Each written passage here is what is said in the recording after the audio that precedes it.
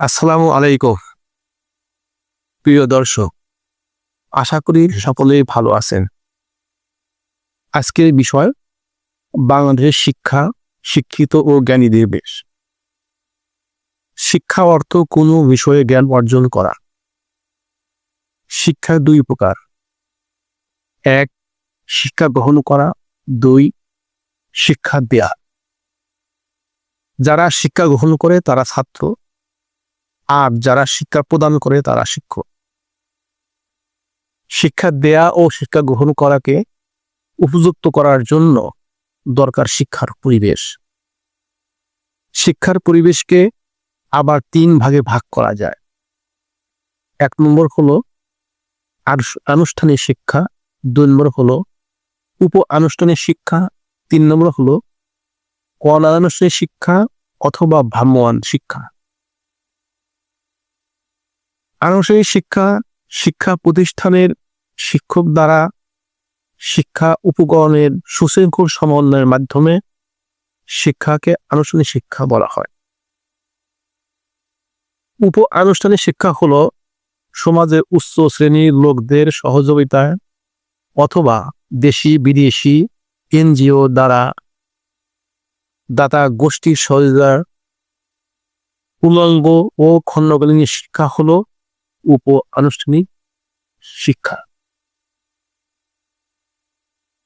অনানুষ্ঠানিক শিক্ষা হলো শিক্ষার সুশৃঙ্খল ভাবে পরিবেশ সৃষ্টি না করে কোন অনির্দিষ্ট স্থানে বা উন্মুক্ত স্থানের শিক্ষা বা বিভিন্ন স্থানের বিভিন্ন পরিবেশের শিক্ষা। শিক্ষিত যে ব্যক্তি শিক্ষা গ্রহণ করে, পরীক্ষায় অংশগ্রহণ করে, কোনো শিক্ষা প্রতিষ্ঠান, স্কুল, কলেজ, বিশ্ববিদ্যালয়ের সার্টিফিকেট প্রদান করে, সে শিক্ষিত।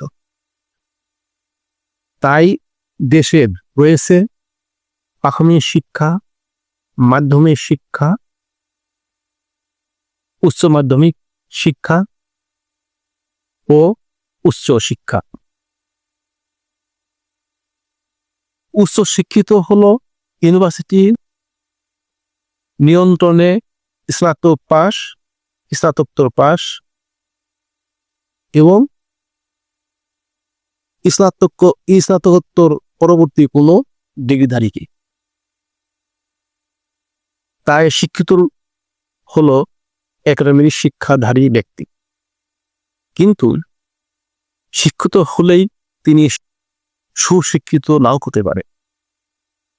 সুশিক্ষিত হলো একাডেমিক শিক্ষিত ও অভিজ্ঞতা অর্জনের মাধ্যমে নিজের দেশের ও জনগণের কল্যাণে যে আচরণে যে শিক্ষা, যার মাধ্যমে শিক্ষিত ব্যক্তির আচরণের অন্যের সাথে যোগাযোগ ও পরিবেশের সাথে খাপ খাওয়ানোর যোগ্যতা অর্জন করে। সুতরাং শিক্ষিত মানেই সুশিক্ষিত নয়। দেশের দুঃসময়ে জাতি গঠনে জনগণের নিরাপত্তার জন্য সুশিক্ষিত লোকের দরকার। বাংলাদেশে সুশিক্ষিতের লোকের অভাব বোধ করছে। জ্ঞানী যে সুশিক্ষিত ব্যক্তি,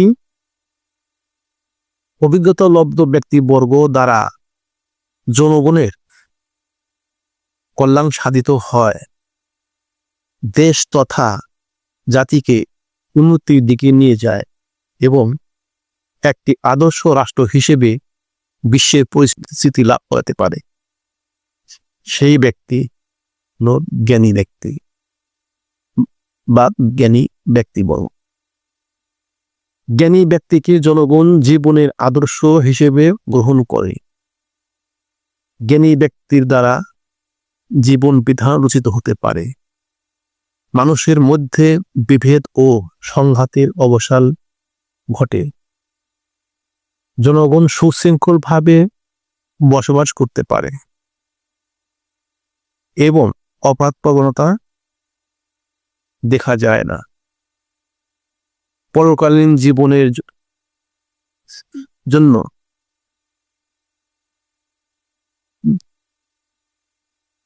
সৃষ্টিকর্তার কাছে প্রার্থনা করি। অতএব বাংলাদেশে শিক্ষিত লোকের অভাব নেই। একাডেমিক ডিগ্রি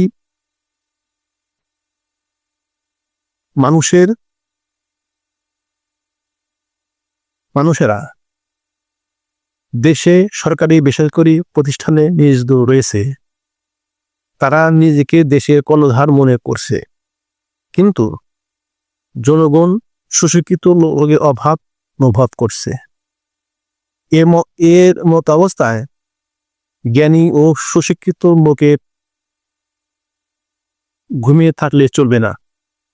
তাই সুশৃঙ্খল জাতি গঠনে, জনগণের মধ্যে বিভাজন ও সংঘাতমুক্ত জীবনযাপন, উন্নত রাষ্ট্র গঠনে এবং পরকালীন জীবনের ধারণা সম্বলিত লোকদের দেশের নেতৃত্বে আসা অত্যাবশ্যক হয়ে পড়েছে।